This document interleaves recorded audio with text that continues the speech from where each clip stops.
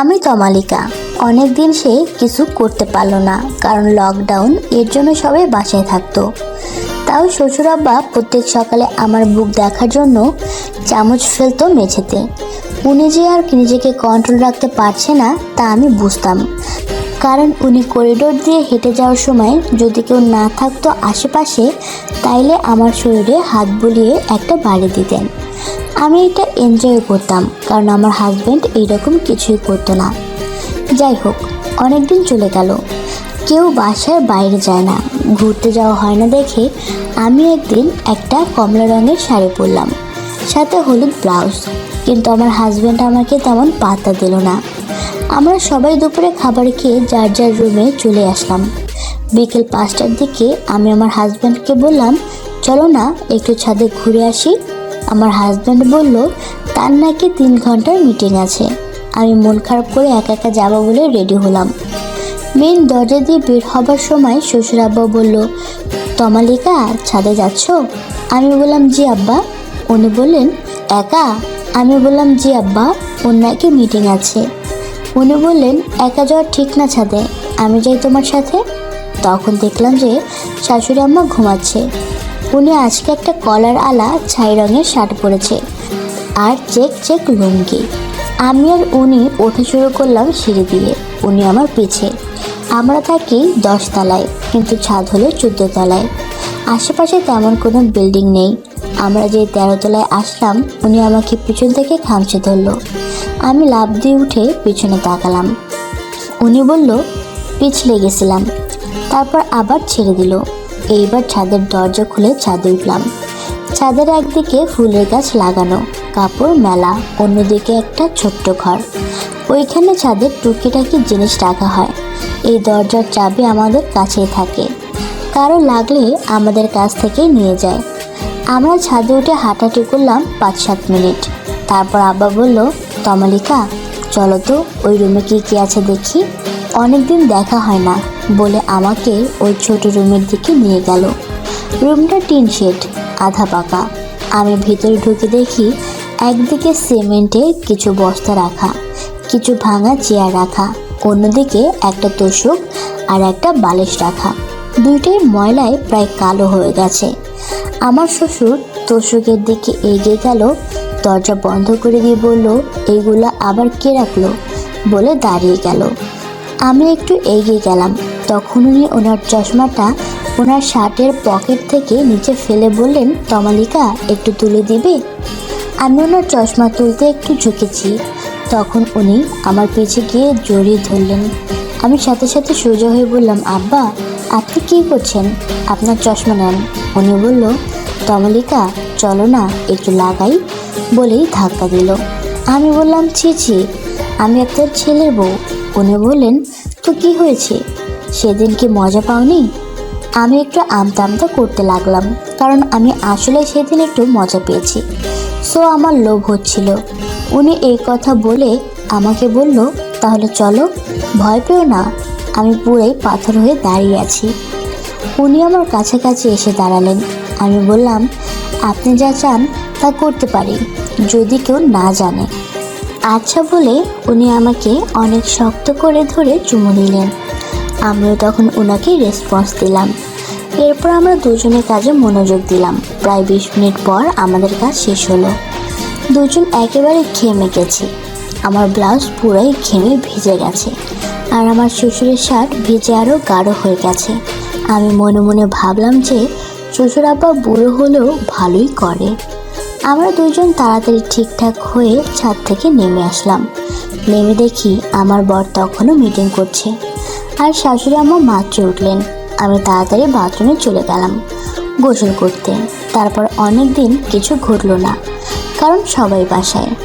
আমার জামাইও দেখলাম আমাকে আদর করার দিকে মন নেই, তাই আমি শ্বশুর দিকেই ঝুঁকলাম। আমি এখন থেকে স্লিভলেস ফিট জামা পরি আর জর্জেটের পাতলা ওড়না পরি, লেগিংস পরি। এখন আমার আর শ্বশুর আব্বার নতুন একটা খেলা চলছে, সেটা হলো লুকোচুরি খেলা, মানে অন্যদের থেকে লুকানো। আমিও খুব এনজয় করি এইসব। যাই হোক, একদিন অনন্যা আমার বান্ধবী আমাকে ফোন দিল।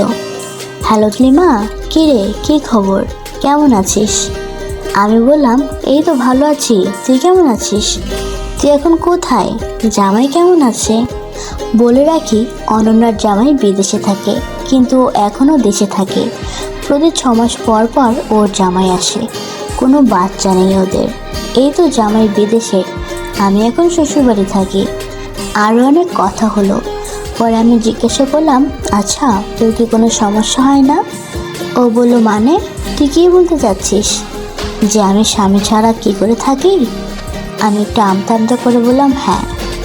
শোন, তুই কাউকে বলবি না তো? অনন্যা বলল। আমি বললাম, আরে না, বল তুই।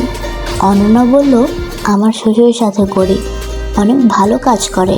আমি বললাম, কি বলিস? কিন্তু তোর শাশুড়ির সামনে কীভাবে করিস? অনন্যা বলল, আরে ধুর, শাশুড়ির সামনে না তো, 2-1 সপ্তাহ পরপর বলি যে গ্রামের বাড়িতে কাজ আছে। বলে শ্বশুরের আমি গ্রামের বাড়ি গিয়ে 1 সপ্তাহ মনের মতো করে আদর সহ করি, তারপর আবার ফেরত আসি। আরে বাহ! অনন্যা বলল, কেন রে, তোর শ্বশুর কি এরকম কিছু করে নাকি?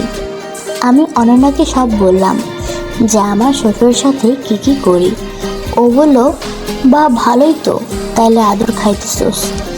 আমি বললাম, আরে না, কি যে বলিস, আবু তো ঠিক মতো শখ করতেই পারে না, বাসায় শাশুড়ি আর জামাই সারাদিন থাকে। অনন্যা বলল, এই একটা সমস্যা, আমরা বাড়িতে আসলে এই সমস্যা হয়।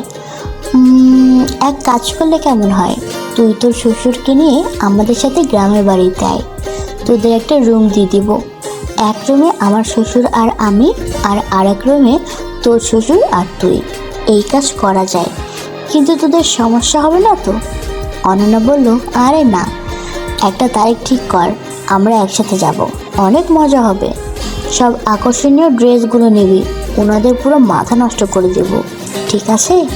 আমি বললাম, আচ্ছা ঠিক আছে রে, আমি তাইলে আমার শ্বশুরকে বলি। ওকে, পরে কথা হবে আবার। অনন্যা বলল, আচ্ছা তাহলে আমাকে তারিখ জানাস।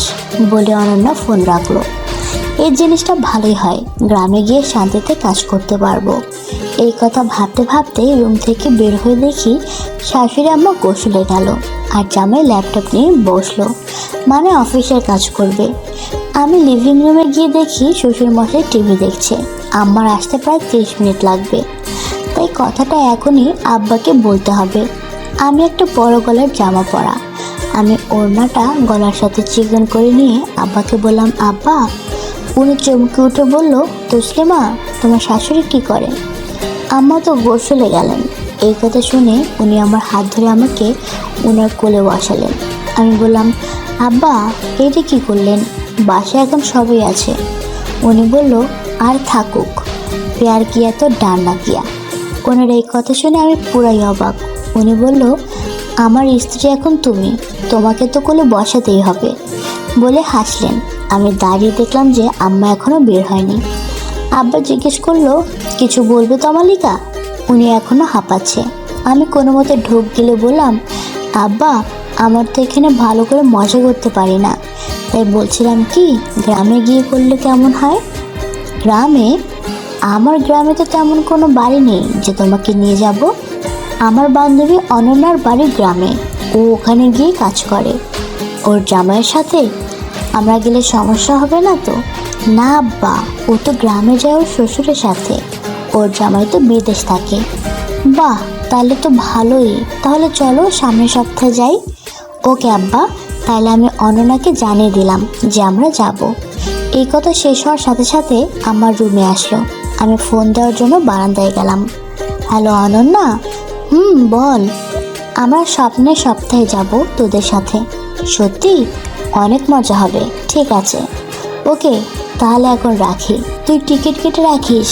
এই বলে একটু মুচকে হাসলাম। বন্ধুরা, আজ এ পর্যন্তই।